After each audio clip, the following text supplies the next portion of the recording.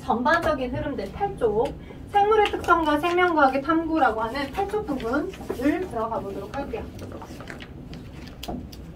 일단 자, 무엇을 우리가 생명체라고 얘기하나, 그지? 그러니까 우리가 지금 생물을 배우는 부분이니까 생명과학이니까 생물이 무엇이고, 그죠? 어떠한 근거를 가지고 있어야지만 넌 생명체야. 아니야. 넌 이런 특징을 안 갖고 있으니까 넌 생명체가 아니야라고 판단할 수 있는 기준이 있어야 되겠지. 그래서 그 기준을 잡아둔 거야. 그걸 배우려고 해. 오케이? 그게 생물이 가지는 생물적 특성인 거고. 오케이? 그러고 몇 년 전부터 계속 유행하고 있는, 근데 지금도 여전히 유행하고 있는 코로나. 그쵸? 그 아이는 세균이 아니죠. 바이러스죠. 그죠? 그래서 우리 주변에 병원성을 일으키는 여러 가지 물질들 중에, 야, 왜 너는 세균이야? 바이러스야? 헷갈려요. 그러니까 무엇을 세균이라고 얘기하고 어떤 걸 바이러스라고 얘기하는지. 그지? 바이러스라는 놈은 뭔지. 아다리 꼬다리야. 아다리 꼬다리 안 들어봤죠? 깍두기 알아요? 깍두기? 깍두기. 여기도 끼었다가 저기도 끼었다가. 어쩔 때 보면 생물인 것 같아. 근데 어쩔 때 보면 생물이 아닌 것 같아. 생물의 특징과 무생물의 특징을 둘 다 가지고 있는 아이들. 그래서 그 바이러스에 대한 것도 생물이라고 하는 건 이런 특징을 가지고 있어야 하는데 얘가 이러저러 하니까 깍두기구나 라고 하는 걸 배우게 될 거고요. 오늘 개요를 먼저 잡아줄 거야. 그리고 자, 그렇다면 전반적으로 생명체, 생명과학을 탐구하는 방법은 어떠한 방법들로 주로 탐구해 왔는지 그걸 배울 거야. 그래서 그게 3가지까지. 그리고 조금 더 과하게 욕심을 내보자면 어차피 우리 다음 주에, 그죠? 학원 쉬는 거 알죠? 우리 학원 방학이에요. 베케이션. 제일 중요한 거, 그죠? 7월 29일 토요일부터 꼭 한두 명씩 있어요. 학원 와서 문 열어. 선생님, 아니, 전화를 안 하더라고. 자기도 창피한지 전화를 안 하더라고. 근데 꼭 와서, 아씨 하고 가시는 분들이 꼭 한 명씩 있거든요. 쉬니까, 그죠? 다음 주말에 오지 마시고, 그지? 복습을 해보시게끔 일단은 큰 그림으로 핵을 좀 많이 잡아서 오늘은 여기 이 부분 혹시 이제 물질 대사까지 좀 잡을 수 있으면 잡아보려고. 조금 그게 큰 흐름이거든. 원래 하나의 큰 플로우라서 한번 욕심을 내보도록 하겠습니다. 자, 그러면 생명체가 가지는 특성.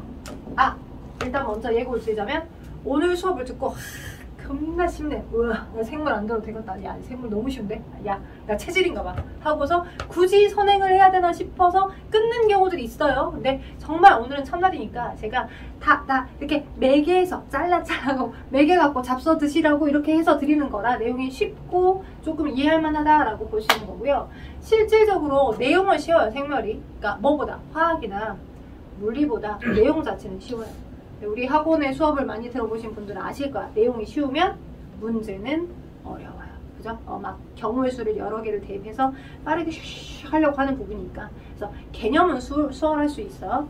그러니까 이제 오판은 안 했었으면 좋겠어서 알려드린 겁니다. 제 수업의 특징이 뭔가 선생님이 말을 겁나 뒤지게 많이 했는데 한 3분 지나 있고 이런 특징입니다. 뭔가 한 20분 수업을 한 것 같은데 한 겨우 5분 지나 있는 그런 이제 경험치가 있잖아요. 그죠? 경험치가 있으니까. 네, 이제 잘 들어보시면 좋을 것 같아요. 일단 생명체의 특성. 크게 추우면 말해요. 추우면 춥냐? 아니요, 괜찮냐? 생명체 특성을 큰 틀에서 그 생명체가 내 생존을 하기 위한 개체를 유지하잖아. 이제 먹고 싸고 해야지. 특히 동물 같은 경우는 양분을 공급 못 받으니까 먹고 싸고 하는 것들 해야 되니까, 그지? 그래서 개체를 유지하게 하는 특징과 개체 유지의 특징, 그리고 큰 틀에서 자, 개체를 유지했다면 그 다음 세대로 내 세대를 계승해야 되겠지. 내 유전 정보를 퍼뜨려줘서, 그죠? 개체를 유지해 나가는 흐름으로, 자, 종을 퍼뜨리기 위한 특징으로 2가지로 나눠집니다. 종종 유지적인 특징, 개체를 유지하기 위한 특징, 그죠? 내 개체를 생존하기 위해 필요하기 위해서 뭘 갖고 있어야 됩니다. 일단은 제일 중요한 거. 저는 이제 제일 중요하게 보는 걸 물질 대사로 봅니다. 내가 나라고 하는 생명체가 살아있게끔 하기 위해서 외부로부터 양분을 받아들였어. 근데 그 영양분을 내가 어떻게 할 수가 없어. 그냥 뭐 보고만 있어. 오씨 다이아몬드래. 오씨 이쁘네. 그냥 이렇게 안 팔고 그냥 금이네. 오 좋아 하고서 그냥 갖고만 있어. 내가 뭐 어찌 할 바를 몰라. 그럼 이용 가치가 없는 거잖아요. 그죠? 포도당을 받아들였어. 영분을. 근데 이 포도당을 받아들인 걸 바탕으로 내 세포에서 쓸 수 있는 형태의 화폐로 바꿔주는 활동도 안 하면 내가 양분을 얻다가 에너지를 얻어다 쓸 수 없는 거거든. 오케이? 그래서 받아들인 양분을 어떤 식으로, 자, 생명체 내에서 내가 개체를 유지한다라고 하는 것은, 자, 우리 세포는 온도가 되게 낮아요. 36.5도. 그죠? 보통의 경우에 화학 반응이 일어나려면 500도 내지 700도. 보통의 일반적으로 바깥에서 화학 반응이 일어나려면 뭐 연소라도 일어나려면 발화점 이상의 온도가 제공돼야지. 그지? 발화점 이상의 온도. 굉장히 높은. 그냥 분자 운동이 빨라져야 뭔가 부딪히면서 뭔가 해야 되니까. 그치? 그래서 한 500도 내지 700도 이상의 온도가 제공이 돼야 돼요. 뭔가 화학 반응 하려면. 그지?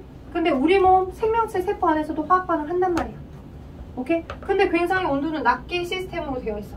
그럴 수 있는 이유는 우리가 효소라는 시스템으로 어찌됐든 빨리빨리 화학 반응을 할 수 있게끔 하는 그 구조를 만들었기 때문에 그래. 오케이? 효소라고 하는 화학 반응을 빠르게 해주는 일꾼이 있기 때문에 화학 반응을 빠르게 해주는 일꾼이 있기 때문에 있는 덕분에 오케이? 오케이. 그래서 그리고 그 효소가 주된 성분이 단백질이라서 효소의 주된 성분이 단백질, 프로테인, 단백질이야. 오케이? 효소의 주된 성분이 단백질이야. 오케이? 그렇기 때문에 걔는 온도가 너무 높으면 자신의 원래 기능이 무너져. 그러니까 모든 체계를 이 온도로 시스템화 시켜놓은 거야. 가장 효소가 기능을 잘할 수 있는 최적의 온도로. 그리고 그 효소 덕분으로 자, 뭘 할 수 있어? 생명체 내에서 아주 빠르게 다양한 화학 반응을 할 수 있어. 생명체 내 화학 반응을 할 수 있는 거야. 생명체 외부에서 일어나는 화학 반응은 아니야. 생명체 내에서 효소를 이용해서 일어나는 화학 반응이 물질에서.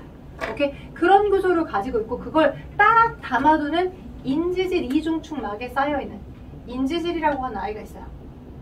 이제 고의를 아직 통합학을 안 하신 분들은 하시게 될 기회가 있을 거지만 인지질이라고 하는 저 친수성과 소수성이라고 하는 그런 성질을 갖고 있어요. 여기는 친수성, 물하고 친한 성질, 여기는 물하고 안 친한 소수성 성질. 그래서 여기를 마치 머리처럼 보이니까 친수성 머리, 소수성 꼬리, 이렇게 배급바 꼬리 이렇게 표현합니다. 그러니까 하나는 물에 친해, 하나는 기름에 친해. 정반대되는 성질을 가지고 있죠. 이 인지질 입자에 하나는 물하고 친하고 하나는 전혀 물하고 안 친한 이런 양친매성, 양쪽이 친한 화학적 성질을 가지고 있어서 이 입자의 화학적 성질 덕분에 물이 있는 공간에 나만의 물만을 담아주는 섀도우된 경계를 만들 수 있었어. 그게 세포의 세포막의 주된 성분이야. 대장균도 그죠? 바이러스 빼고 대장균, 우리가 세포다라고 칭해지는 모든 개체들은 다 이런 특징을 갖고 있다고. 인지질 이중축막에 쌓여있는. 오케이? 왜 생각해봐. 물이 있어. 거기에 인지질 입자가 하나가 만들어졌어. 딱 하나가 만들어졌다면 하나는 물하고 친한 아이는 물하고 접근하고 싶고 물하고 안 친한 아이들은 싫어하고 피했을 거야. 그치? 근데 그런 인지질 입자 여러 개가 조금 더 만들어진 상태에서 내가 일부러 억지로 여기를 여기다 팍팍팍 집어넣었다라고 하면 최대한 물하고 친한 것은 물하고 접근하고 있고 물하고 안 친한 아이들은 나 싫어 피할 거야 이렇게 안으로 이제 말려서 숨겨서 들어가 있겠죠. 부형 실제로 생각해보. 얘를 다 자른 단면 모습으로 내가 그림을 그린 거예요. 그쵸? 그리고 조금 더 개수가 많아진다라고 하면 물이 있던 공간 안에 나만의 여기까지는 내 공간이야. 이게 제일 중요하잖아. 사춘기를 경험을 해보셨다면 마찬가지로 여러분의 독립된 공간도 이게 필요하잖아. 그지? 그런 것처럼 그래야 내 영역이 확장되고 자아가 성장되는 거니까. 마찬가지야. 세포도 자신의 어떤 특정 공간까지가 내가 통제할 수 있는 범위에 해당하는 그런 경계가 있어야 돼. 그 경계들이 저 인지질이라는 화합물이 만들어지면서부터 이런 식으로 물이 있는 공간에 조금 더 서로를 반대 방향으로 마주보고 있으면서 물이 있고 물이 있으니까 나 물 싫어하는 것들은 안으로 도망갈 거야. 피할 거야. 근데 물 좋아하는 것들은 바깥쪽으로 있어. 이렇게 이런 경계를 만들었을 거야. 그치만 안쪽에 해당하는 얘네들은 물 안 좋아해서 나름 잘 피했어. 그죠? 근데 여기는 여전히 물하고 접근하고 있는데 여기 이쪽 사이드는 어쩔 수 없이 밀려서 순위에 밀려서 물하고 안 좋아하는데 물하고 계속 접근되고 있는 거잖아. 그죠? 그리고 이 개수가 만약 늘어나서 끝하고 끝이 동그랗게 만약 말리게 되면 쭉 개수가 늘어나서 끝하고 끝이 동그랗게 말리게 되면 어느 것 하나 자신의 성질에 위배되는 것 없이 물 있는 공간상에 나만의 물을 담아두는 그런 장벽을 만들 수 있었겠잖아. 이게 세포의 제일 바깥에 존재하는 세포막의 기원이야. 대장균도 세균이라는 대장균도 뭐로? 대부분 세포막은 이 세포막 성분으로 이루어져 있어. 대장균마저도. 오케이? 식물도 동물도 다. 그래서 다 이 인지질이 합성이 되면서부터 세포라고 하는 그 생명체의 가장 기본적인 흐름을 만들기 시작했구나라고 보는 거죠. 그래서 제일 중요한 건 우리가 생명체라고 정의 내릴 수 있는 건 저 인지질 이중충에 어떤 특성, 친수성 물질을 이동시킬 수 있는 막단백질을 가지고 있는 세포막 구조를 가지고 있어야지만 넌 생명체야 라고 보는 거예요. 세포막 구조. 선생님 세포막 구조가 뭐예요? 저 인지질 이중충이 인지질이 이중충으로 반대 방향으로 층을 이루어서 이런 경계를 만들고 있는 거. 그걸 세포막이라고 합니다. 그게 세포 구조로 되어 있어야 너는 생명체다 라고 보는 거죠. 그래서 여기까지 이해돼요? 중요한 건 어떠한 특징을 가지고 있는 아이들이 넌 세포냐, 넌 생명체냐, 그렇지 않냐 이걸 가늠해 보려고 하는 거야. 괜찮아요?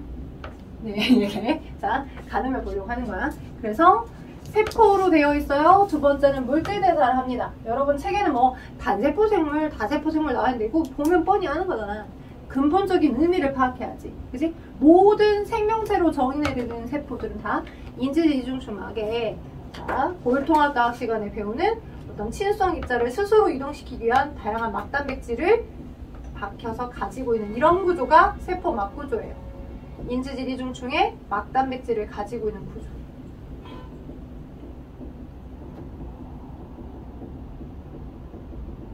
인지질 이중충에 막단백질을 가지고 있는 이런 구조.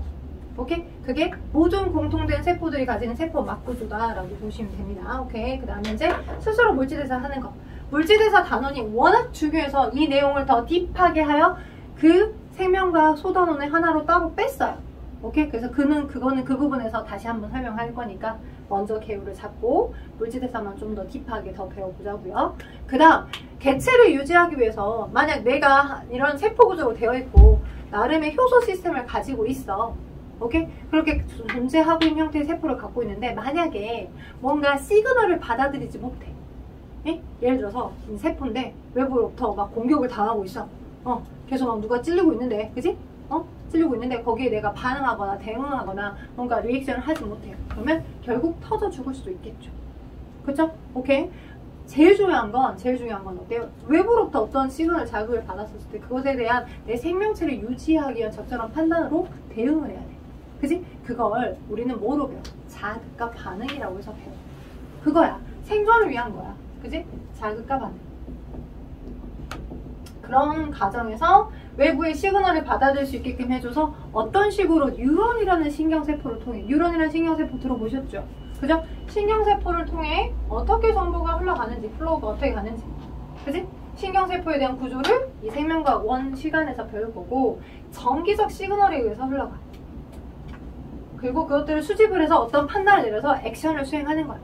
오케이? 그걸 조금 더 어렵게는 우리가 흥분이 전도되는 과정이다라고 해서 배워지게 될 거야. 곧 신경계라는 단원에서. 오케이? 흥분이 전도되는 과정 또는 전도라는 개념과 전달이라는 개념 또 다르거든요. 전도되는 과정과 전달이라고 하는 개념들을 각각 배워지게 될 겁니다. 혹시 설명이 너무 빠른가요? 빠른 얘기예요. 오케이? 괜찮아요? 오케이? 전도되는 과정, 전달되는 거 각각 있어요. 지금 인트로야. 그러니까 예고편. 오케이? 근데 큰 흐름을 먼저 잡아줘야 그 각각을 이해하기 좀 수월하니까. 자, 그리고 이렇게 자극과 반응을 해줘야 하면 거기서 또 추가로 우리가 호르몬이라는 걸 여러분 중학교 3학년 내용에서 들어보신 적이 있을 거예요. 호르몬. 호르몬이라는 거, 뭐 인슐린이나 티록신이라고 하는 거 여러분 몸에서 스스로 셀프로 만들어냅니다. 이렇게 생장 호르몬이나 성 호르몬 만들잖아요. 에스트로겐, 테스토스테론 이런 거 만들잖아요. 그 호르몬 덕분에 어때요? 우리 몸에 항상성을 유지하는 기능을 수행해줘요. 아마 주변에 혹시 당뇨와 관련된 질환을 가지고 계신 어르신이 계신다면 그지? 인슐린이라고 하는 건 들어봤을 거야. 네. 필요한 시기 때 이자에서 인슐린이 막 밥을 먹었어. 그러면 그 혈액에 돌아다니는 포도당이 막 착 치솟는단 말이야. 확! 막 에너지원이 확 솟구쳐. 근데 우리 몸은 돈을 많이, 그러니까 비유를 하자면 돈을 많이 벌었었을 때 그 돈을 막 플렉스야 이러지 않아요. 오케이? 우리 몸에 이제 양분들이 많이 섭취되어 들어왔어. 밥을 많이 먹었어. 그러면 그게 소화가 돼가지고 혈액에 많이 돌아다녀, 에너지원들이. 근데 그 돌아다니는 에너지원들을 비유를 하자면 내가 원래 한 달에 한 500을 버는데 한 달에 뭐 1억을 벌었대. 행복해. 생각만 해도. 1억을 벌었는데 그 1억을 바로 플렉스를 하나? 안 그런다. 그지? 통이 커서 어디 서울 강남에 아파트를 사야 될 수도 있고 어디 사야 될 수 있으니까 야 다 쓰지 말고 세이브 해놓자. 그거랑 비슷하다. 그래서 혈당이 슉 솟구쳤을 때 인슐린이라는 호르몬이 짠 나와가지고 여분의 에너지원들을 어디다가 간이나 근육에다가 저장을 해놔. 그래서 혈액에 돌아다니는 포도당을 낮춰줘. 꼭 그래야지만 돼. 너무 많은 에너지원들이 있다고 해서 그냥 그대로 비실비실 소변을 통해 버려지면 안 돼. 디테일하게 배울 거야. 그래서 혈액에 돌아다니는 포도당이 일정하게 유지되도록 하는 그 원리. 혈당량 유지.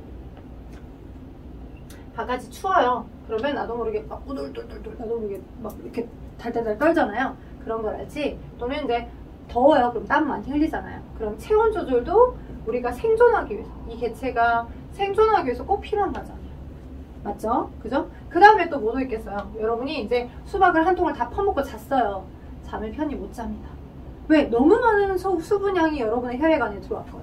그러면 너무 많은 혈액량이 들어오게 되면 혈압이 낮아질 수도 있고요. 오케이? 혈액의 농도도 너무 싱거워져서 삼투 현상이 나타날 수 있어요.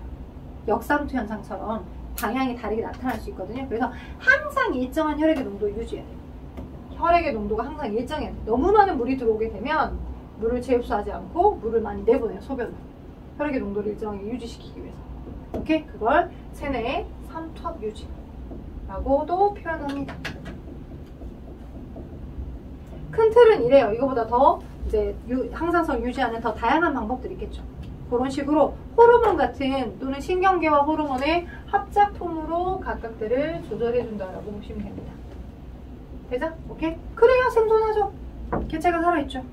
그죠? 그래야 개체가 살아있으니까. 오케이. 그래서 요런 개체 유지를 했다면, 그리고 또 하나 여러분 책에 약간 아리까리한 포지션에 있는 게 있는데, 발생과 생장이라는 아리까리한 포지션이 있습니다. 자, 여기까지가 내 하나의 개체의 개체를 유지하기 위한 개체 유적인 특성이나 세포로 되어 있어야 된다. 그리고 그 세포 안에서, 자, 세포 안에서 물질 대사를 해야 한다. 자, 물질 대사. 물질 대사라고 하는 것이 무엇이냐? 이거야. 얘기했던 것처럼 세포가 이렇게 있으면 외부에 뭐가 있어? 양분인 포도당 같은 양분이 있어. 그쵸? 내가 스스로 만들 수 없으니까 그런 화학적인 분자를 만들었어. OH, OH, OH, OH, OH. 그치? 이렇게 만들었어. 그럼 얘가 이렇게 들어와, 세포 안으로. 근데 이 화학적인 분자 형태 그대로 내가 에너지를 만들어서 살지는 않거든. 오케이? 얘를 또 뽀개가지고 거기서 나오는 어떤 결합전 에너지로부터 에너지를 갖다 쓰는 그런 활동을 해야 돼. 화학 반응을 해야 돼. 그런 화학 반응, 세포 내에서 일어나는 화학 반응들을 뭐라고 해? 물질 대사. 이걸 해야지만 우리는 스스로 능동적으로 필요한 에너지 대사를 한다라고 볼 수 있는 거야. 그쵸? 그리고 이런 세포들이 여러 개가 모여서 조직이나 또는 기관이나 그런 여러 개체를 만들 때 그것들이 서로 상호작용 시그널을 받고 반응을 하고 해야 되겠지. 그래야 어떤 큰 시스템이 유지되니까 자학과 반응을 해야 된다는 거. 그죠? 오케이? 거기까지가 큰 개체 유지적인 특징이라고 한다면, 그러면 개체가 완전히 다 유지가 됐다라고 하자. 박수. 세수로 돌자. 자, 그래서 개체가 어느 정도 유지가 됐다라고 하면 그 다음 그러니까 나로부터 내 유전자가, 자, 세포에 핵이 있어요. 여러분 이제 고율통합과학을 하시다 보면 이제 배우실 건데, 세포에 세균도 마찬가지야. 세균도 식물세포도 동물세포도 다 자신이 이래라 저래라 이럴 땐 이렇게 해라 저럴 땐 저렇게 해라 라고 하는 명령어인 이 유전 정보를 가지고 있어요. DNA라고 들어보셨죠? 그죠? 이런 걸 가지고 있어요. DNA라는 걸. 그걸 이제 조금 진화된 형태의 세포들은 핵이라는 공간에 담아두어서 갖고 있어요. 이걸 핵이라고 해. 넌 핵. 오케이? 핵막에 싸진 채로 가지고 있어요. 오케이? 그러면 자, 여기 안에 있는 유전 정보가, 그지? 유전 정보가 없이 어떤 아이가 이제 세포 질이 늘어나가지고 유전 정보 하나도 안 들어간 채로 뿅 해서, 야, 너 세포 질량 늘어났으니까 너 세포로 기능해 라고 하면 얘가 세포로 기능하겠니? 못해요. 뭐가 없어? 명령어가 없으니까. 컨트롤 타워 명령어가 없으니까. 그러니까 이 명령어를 복제해서 나도 갖고 있고 니도 갖고 있어야 너도 세포로 기능하는 거지. 그지? 오케이? 대장균 입장에서, 단세포 생물 입장에서 생각을 하자면 어느 순간 나를 닮은 또 하나의 또 똑같은 아이가 생겼어. 얘가 이렇게 있는데 얘를 그대로 복제를 한 다음에 원본, 카피본. 그죠? 어느 순간 늘어나서 너 하나 갖고 있고 나 하나 갖고 있고 원래 하나 있었던 원본이 또 하나 카피해서 또 만들어졌네. 그죠? 원본, 카피본. 얘를 어떻게 보면 나랑 똑 닮은 내 새끼로 판단할 수 있잖아요. My baby. 그죠? 그러면서 내 유전 정보를 계속 전달을 시켜서 점점점 세대를 계승하고 있는 거 아닌가요? 이렇게 단세포 생물들은 자신의 유전 정보를 카피해서 체세포 분열한 것 자체가 뭐와 똑같아? 생식을 한 거랑 똑같아. 오 마이 베이비를 만든 거랑 똑같아요. 그쵸? 그래서 개체를, 그 종을 계승해야 되잖아. 그게 종속 유지적인 특성이야. 오케이? 뭐 했다? 복제를 한 다음에 그지 단세포 생물들 같은 경우에 자신의 유전 정보를 전달해줬다. 그래서 새끼를 만들었다. 생식. 그리고 세포 분열을 통해서 내가 가지고 있던 정보를 그 다음 세포에게 전달해줬다. 그러니까 흘러갔다. 유전 정보가. 유전 물질이 흘러갔다. 그게 유전. 유전이라고 하는 건 DNA라고 하는 유전 물질이 흘러간 걸 말하죠. 오케이? DNA라는 유전 물질이 흘러갔다라고 보는 걸 우린 유전이라고 또 볼 수 있죠. 그 사이에 조금 아리까리하게 낑겨 있는 게 발생과 생장이라는 개념이에요. 여러분 체크 8쪽에 보시면 발생과 생장에서 나와 있는데 어떤 의미에서는 발생을 개체유전적 특성으로 보기도 하고 어떤 의미에서는 발생을 종족유전적 특성으로 보기도 해서 조금 아다리 꼬다리예요. 약간 애매합니다. 네, 이 두 개의 개념은 알고 가셔야 돼. 발생과 생장의 개념은. 둘 다 체세포 분열이야. 체세포 분열.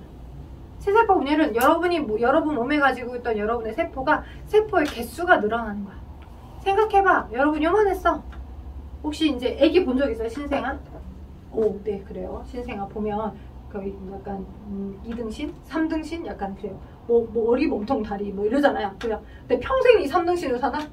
그러진 않지. 너무 우울할 것 같아. 그치? 머리통의 세포 분열은 좀 더디 일어나고 몸통의 세포 분열은 쭉쭉 잘 일어나면서 점점점 키가 커지고 덩치가 커지고 2차 성징도 생기고 여러분도 아직 계속 자라나는 중이잖아. 그치?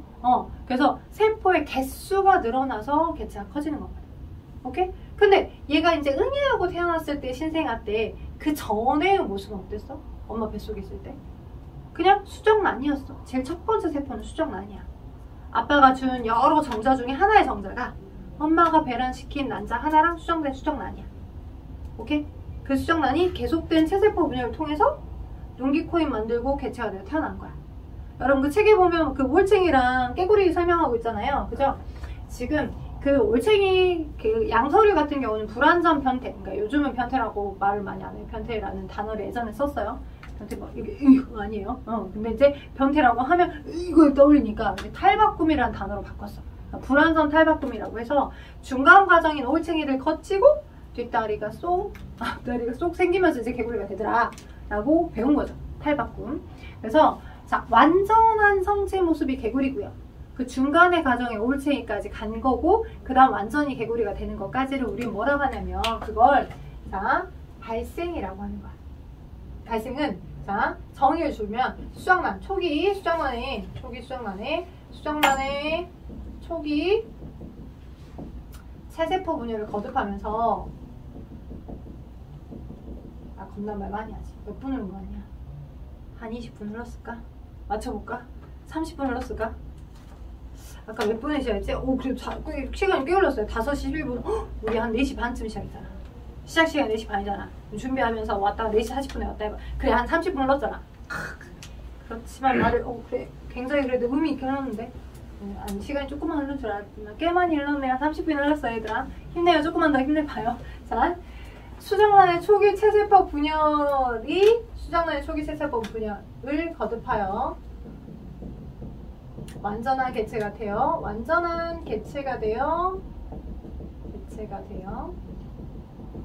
태어나는 전가정, 전체 가정. 그게 발생이에요. 오케이? 그게 발생입니다. 근데 그럼 선생님 생장은 뭐예요? 태어났어, 아이가. 요만했어. 그지? 근데 이제 태어난 이후에, 엄마 뱃속에서 태어난 이후에, 그러니까 깨구리가 됐어. 근데 작았던 조그마한 새끼 개구리가 큰 개구리가 돼가는 과정. 그지? 어른 개구리가 돼가는 과정. 그게 생장이야. 그지? 근데 여러분은 계속 생활을 하고 있는 거죠. 이미 신생아 시기를 거쳐서 쭉쭉쭉쭉 커가고 있으니까. 아, 태어난 이후의 과정이 생장이에요. 태어난 이후에 세포 수를 증가시키면서 개체가 커가는 과정. 그죠? 오케이. 그래서 발생과 생장 둘 다 공통점으로 뭐더라?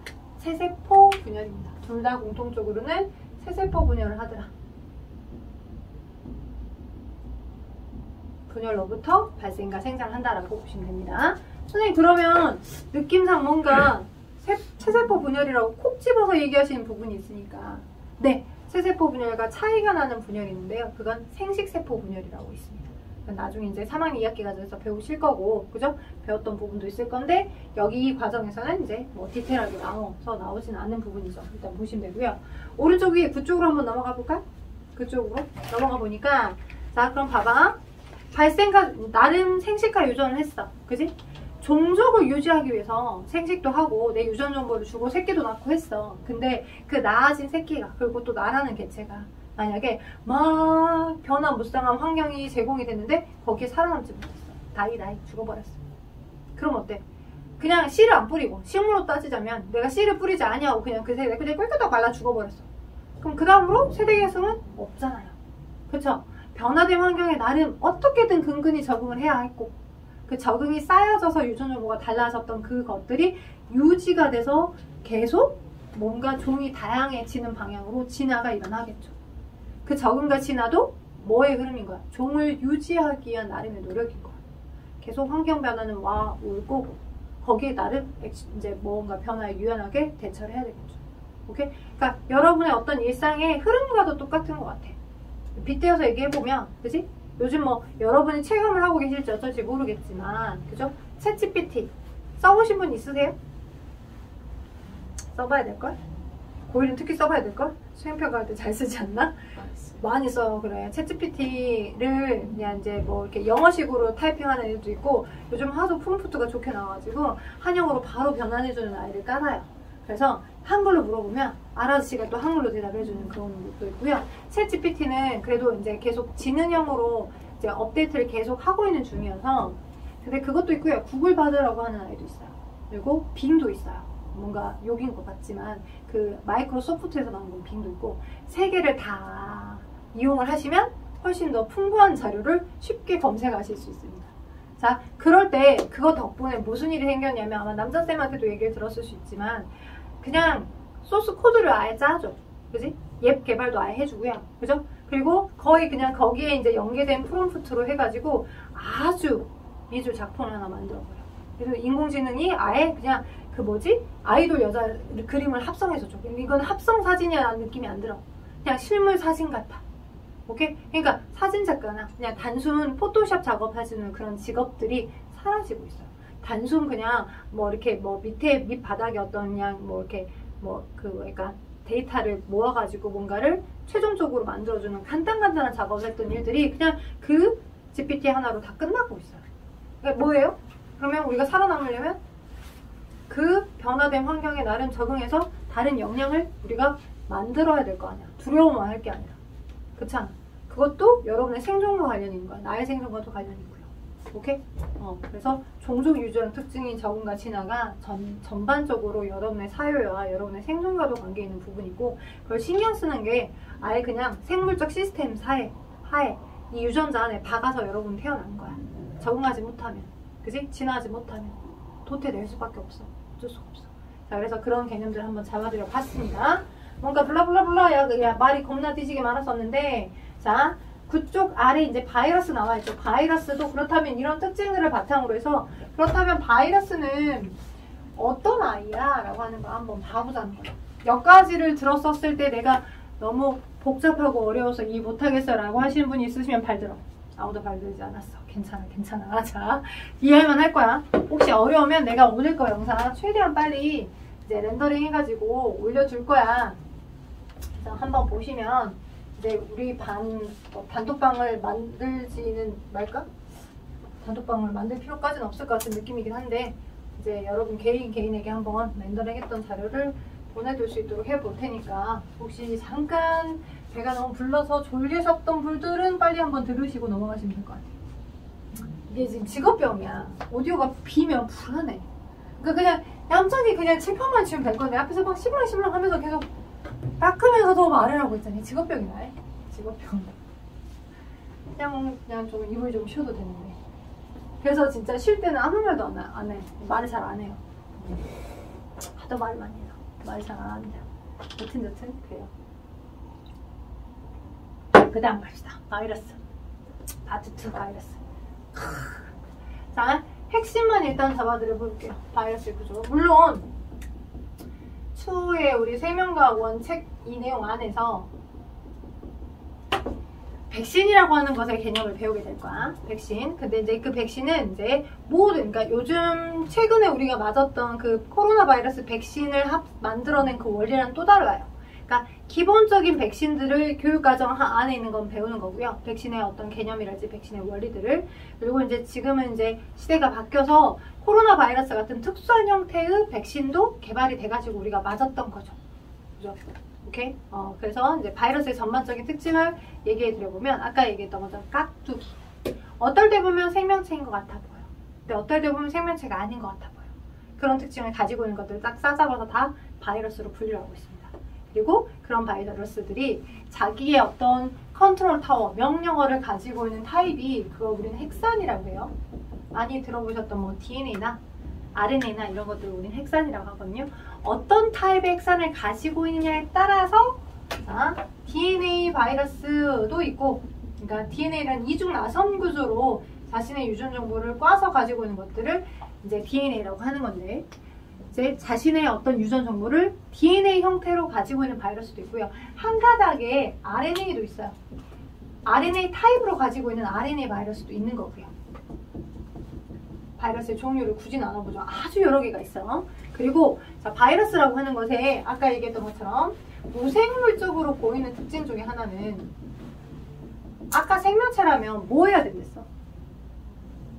외부로부터 영양분을 받아들이든 아니면 내가 어떤 양분들을 버리든지 간에 어쩔든지 간에 뭐 해야 돼? 그 받아들였던 양분을 스스로 처치할 수 있어야 되지. 필요한 에너지원들을 뽑아낼 수 있어야 되지. 즉 그걸 뭐라 했어? 그치, 물질대사를 할 수 있어야 돼. 근데 바이러스는 스스로 물질대사를 할 수가 없어. 셀프로 물질대사를 못해. 자신의 효소 시스템은 없어. 그러니까 유전 정보는 갖고 있는데 자신의 스스로의 효소 시스템은 없는 놈이야. 오케이? 스스로의 효소는 없어서, 효소 시스템이 없어서. 근데 뭐 할 수 있냐면 활물기생 이런 단어들을 나오기도 하니까 문제 풀 때 활, 물, 기생해야지만 산다 라고 표현합니다. 이 활물기생이라는 표현은 뭐냐면 살아있는 생물체의 기생에서, 오케이? 많이 들어봤을 거야. 코로나 바이러스 뭐 원래 처음에 뭐 박쥐였다가, 그지? 그것이 막 이렇게 숙주를 변이시켜갖고 우리 사람한테 들어온 게 막 난리부 3년 전에, 그지? 그때는 진짜로 이게 봐봐, 마스크를 벗을 줄 알았냐고. 한 3년 내내 쓸 줄 알았어요. 근데 이렇게 평화로운 날이 찾아왔죠. 언니는 혹시 코로나를 한 번도 안 걸려서 그런 거죠? 아니요, 걸렸어요. 아, 걸렸었어요. 네, 그래도 준비성이 설치해서. 저 한 번 걸렸었거든요. 너무 답답해서 마스크를 못 쓰겠더라고요. 준비를 하고 계십니다. 네, 한 번 걸렸더라도 또 한 번 걸리더라고요. 붙어 보니까. 여름에 조심하세요. 작년 여름쯤에 이때 딱 걸렸었거든요. 그래도 비타민C 잘 먹고요. 피곤하면 좀 주무시고 자신의 면역력을 강화시키면 안 걸릴 수도 있어요. 덜 걸릴 수도 있어요. 아무튼 코로나라고 하는 놈 알고 계시는 것처럼 스스로 물질대사를 못해요. 효소 시스템이 스스로가 없어요. 그래서 숙주에 기생해야지만 사는 거죠. 이 활물기생이라는 표현이 숙주의 효소 시스템을 이용해서 지들은 먹고 삽니다. 그게 이제 무생물적 특징이에요. 혼자 스스로는 효소 시스템이 없더라, 물질사를 못하더라 라고 하는 게 대표적인 큰 무생물적인 특성 중에 하나고요. 두 번째로는 바이러스가 가지는 생물이 아닌 것처럼 보이는 특성 두 번째 중에 하나는 얘도 또 뭐야? 생명체라면 스스로 자신의 새끼를 낳아야 되잖아. 네? 자손을 번식시키고 자신의 유전 정보를 토수해주고 계속 대대손손 기생을 해줘야 되는데 절대 스스로 증식할 수 없어. 다 누구 있어야 돼? 효소는 누구로부터 공급받는 거야? 숙주로부터. 그래서 숙주를 이용해서, 숙주의 효소 시스템을 이용해서 숙주에 감염 후, 숙주에 감염돼서 숙주에 감염 이후 증식합니다. 증식이라는 건 자신의 개체수를 늘린다라는 표현인 거예요. 그래서 생물이 아닌 것처럼 보이는 특징이 그거예요. 스스로 물질에서 할 수 없어요. 스스로 증식할 수 없어요. 오케이? 근데 생물인 것처럼 보이는 건 뭐야? 딱 이런 생명체라면 가지고 있는 세균부터 식물계, 동물계, 곰팡이까지 다 공통적으로 가지고 있는 이런 DNA나 RNA라는 정보 소스를 갖고 있잖아요. 그쵸? 그래서 생명체처럼 보이는 특징 중에 하나는 뭘 갖고 있다? 첫 번째, 핵산 유전물질을, 자신의 고유한 유전물질을 가지고 있다.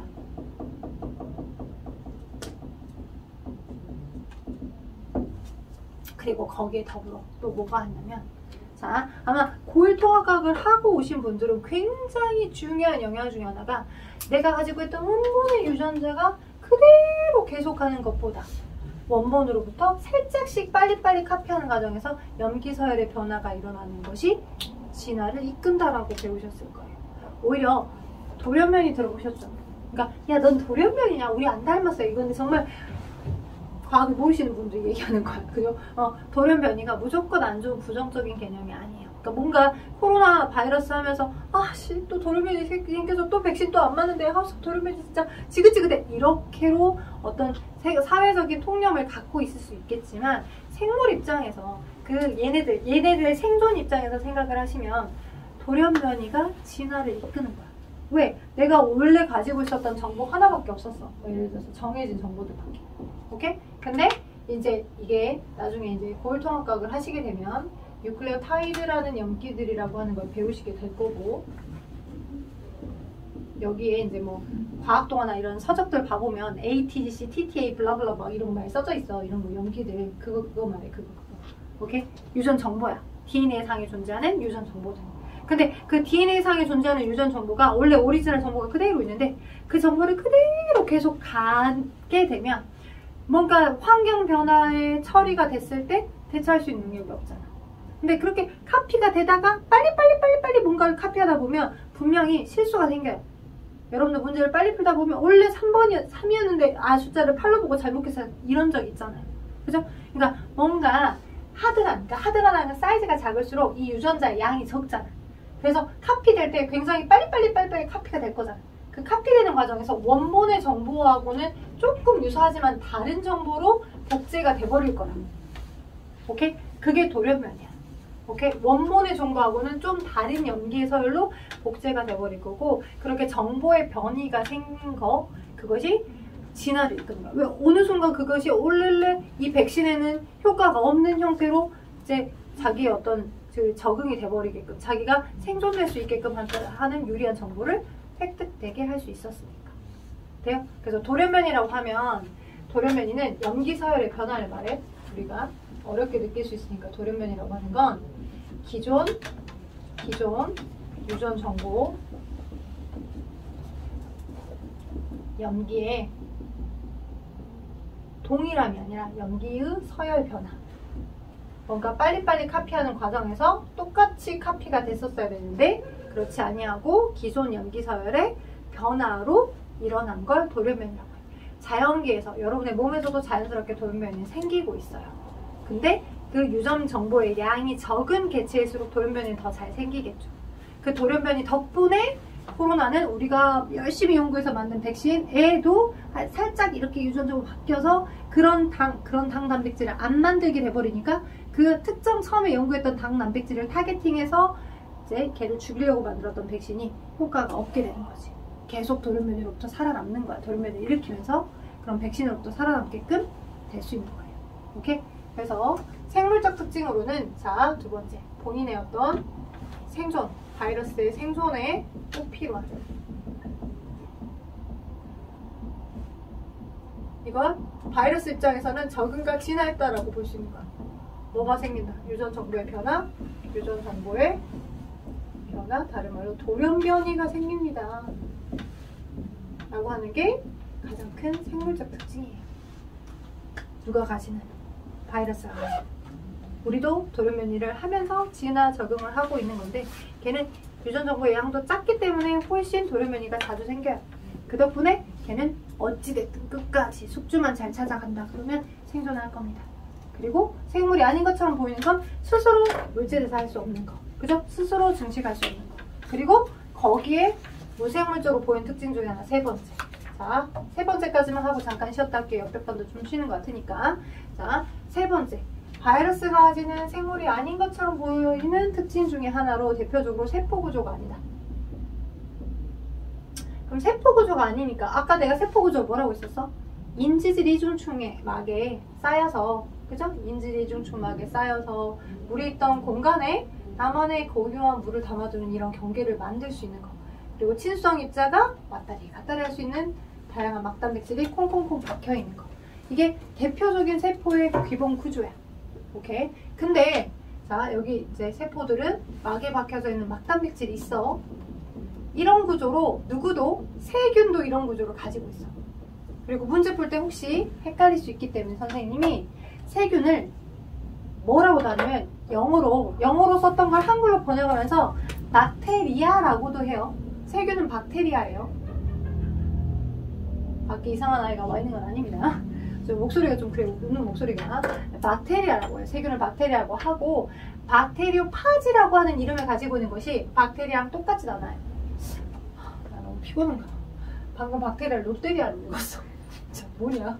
박테리아야, 롯데리아 아니야. 박테리아. 박테리아 세균이고, 그죠? 박테리오파지라고 하는 이름은 얘는 바이러스야. 바이러스. 얘는 바이러스 계열입니다. 그래서 바이러스는 숙주에 기생해야지만 산다라고 했었잖아요. 그죠? 숙주에. 그러니까 세포 구조가 아니에요. 어떻게 생겼냐면 바깥쪽에 박테리오파지라고 하는 아이의 그림을 시뮬레이션을 한번 간단하게 그려보면 이런 식으로 바깥쪽에 구형의 단백질들이 막 모여 있습니다. 그러니까 인지질 이중충이 이게 아니야. 인지질 이중충이라는 화합물로 되어 있지 않아. 오빠, 자, 인지질 이중충이라는 화합물로 되어 있지 않아. 인지질 이중충이라는 화합물로 되어 있지 않아요. 그냥 동글동글한 구형의 단백질의 어떤 경계, 이런 경계 틀, 이런 형태를 만들었고요. 거기에 자신의 DNA 핵산만 띡 갖고 있어요. 오케이? 그래서 공통점이 있어요. 뭐와? 세균과 바이러스에 공통점이 있어요. 오케이? 정확하게 말하면 세포막 구조로 되어 있진 않아요. 차이점. 얘는 세포막 구조? 얘는 세포막 구조가 아니야. 인지질 이중충이. 그지? 근데 이 바깥쪽에 자신의 어떤 형태를 유지하기 위해서 동그란 모양의 단백질이 있다며. 그죠? 단백질은 있어요. 오케이? 단백질 계열들이 형태를 유지해서 이런 형태를 만들고 있는 거잖아요. 단백질은 있어요. 살짝 단백질이 있는 거고, 그리고 단백질이 있는 거고, 얘도 나름의 이제 여기에 박혀져 있는 막단백질을 가지고 있는 거고, 물질 대사를 이제 물질을 출입시킬 수 있도록 하는. 근데 이 두 구조를 가지고 있어야지만 정확하게 넌 세포 구조예요 라고 할 수 있는 건데, 인지질 이중충이 없기 때문에 넌 세포 구조예요 라고 얘기하지 않는 겁니다. 되겠나요? 오케이? 오케이. 그래서 어떻게 바이러스가 세균에 침투하냐면, 이제 세균들에 침투하냐면, 세균은 박테리오파지라고 하는 아이가 유일하게 대장균이라고 하는 어디에? 세균에, 숙주에 이렇게 숙주 거에 자신의 유전 정보들이 이렇게 있었어. 숙주 거의 효소 시스템도 이렇게 있었을 거야. 오케이? 거기에 일단 마치 우주선 착륙하는 것 마냥 닻을 내려. 오케이? 얘와 얘를 인식할 수 있는 구조가 뭔가가 있을 거야. 자신의 뭐가 있어? 유전 정보가 있어. 유전 정보를 내가 파란색으로 체크를 한번 해보자. 이렇게. 오케이? 내 정보와 네 정보랑 유사해요 라고 꼬셔요. 꼬실 수 있는 유전 정보를 여기다 가지고는 있어요. 오케이? 그래서 이렇게 인젝션 한 것처럼 딱 세균의 세포 벽 부분에다가 이렇게 자신의 이 끝부분, 박테리오파지의 끝부분을 내린 다음에 마치 우주선 내리듯이 유전 정보를 투하해. 근데 유전 정보의 일부분이 대장균의 유전자와 일치되는 부분이 있어서 그 사이에 끼어 들어가. 이 파란색의 누구 거에? 박테리오파지 유전자가. 오케이? 바이러스 유전자가 끼어 들어가. 그래서 끼어 들어간 채로 주변에 어떤 양분들이 이 누구의? 대장균이 잘 살 수 있는 환경과 유사하도록. 얘가 대장균들이 잘 살 수 있는 환경이 좋은 조건에서는 얘가 죽지 않아. 계속 빨리빨리 이 자신의 바이러스 거에 유전자가 들어간 채로 야, 너 내 거야. 야, 니거 유전자 아닌 게 아니고 니거 유전자 맞아 이렇게 꼬시는 거야. 비유를 하자면. 그지? 그래서 얘가 이 정보가 들어간 채로 대장균이 20분마다 한 번씩 이렇게 턴오버 세포 분열하거든? 자신의 유전자 정보가 이렇게 들어간 채로 개체수를 막 늘리는 거지. 바이러스 유전자가 여기 안에 들어가서 있는 채로. 오케이? 주변에 양분들이 풍부할 때는. 근데 양분들이 부족해. 양분이 부족해서 대장균이 죽어. 다이. 그럼 얘가 죽으면 자기도 죽는 거잖아. 유전 정보를 퍼뜨리지 못하고 바이러스가 증식되지 못하고 죽겠지. 그건 또 기똥차게 알아요. 그래서 혹시 양분이 부족해서 자기도 이 대장균도 죽고 숙주가 죽을 같은 환경에 처한다 싶으면 이 자신이 가지고 있던 유전자를 이 숙주과 요소들을 이용해서 유전자를 읽게 하여서 여기 내부에 단백질 껍질들을 겁나 뒤지게 빨리 많이 만들도록 해. 오케이? 자신의 바이러스 단백질 껍질. 그리고 나서 이 유전 정보를 카피 해가지고 얘를 터트리고 자신의 유전 정보를 여기다 집어넣은 다음에 터서 나오게 되는 거예요. 이런 식으로. 가장 기본적인 용혈형의 박테리오 파지가 어떤 식으로 개체수를 늘리는지, 어떤 식으로 자신의 바이러스의 개수를 늘리는지에 대한 부분들을 설명을 해드렸습니다. 숙주의 증식에서만, 숙주의 기생에서만 이렇게 되더라고 보실 수 있겠어요. 그래서 아래 구쪽에 가로놓기 문제가 있습니다. 그것만 하고 확인하고 잠깐 쉬었다가 그 다음 과학의 탐구 방법 이어서 가도록 할게요. 왕. 자, 요강 했어요. 잠깐 끊었다가 하죠. 자, 구조를 답 한번 확인해 볼게요. 첫 번째 구조에 세포적 생물을 구성하는 구조적 기능적 기본 단위 세포. 세포막으로 쌓여있는 그리고 스스로 물질대사가 가능한 기본 구조가 세포. 두 번째 동화작용. 미안합니다. 이거 물질대사 하면서 또 나올 건데요. 여기서 동이 좀 사이즈가 커지는 개념의 동이고요. 이 이가 나눌 이자. 이혼하다 이별할 때 이. 그러니까 간단해진 형태로 큰 문자가 작은 문자로 뽀개지는 게 이화작용이야. 그 다음에 낱개로 썼던 것들이 합체돼서 사이즈가 커지는 게 그게 동화작용이야. 그래서 1번은 기억으로 가고 기억이 이제 광합성 같은 B로 가야 될 거고요. 세포흡은 유기물을 분해해서 우리 세포에서 쓸 수 있는 형태의 에너지로 대사를 바꿔주는 형태여서 이화작용에 들어가고 세포 호흡이 얘에 들어갑니다. 물질대사 하면서 또 얘기하게요. 자, 3번은 항상성은 어디로 가고 디귿으로 가고요. 물질대사가 어디로 가고요? 기억으로 가야 되겠죠. 그다음 적응과 진화가 그래 건조지역에 서식할 수.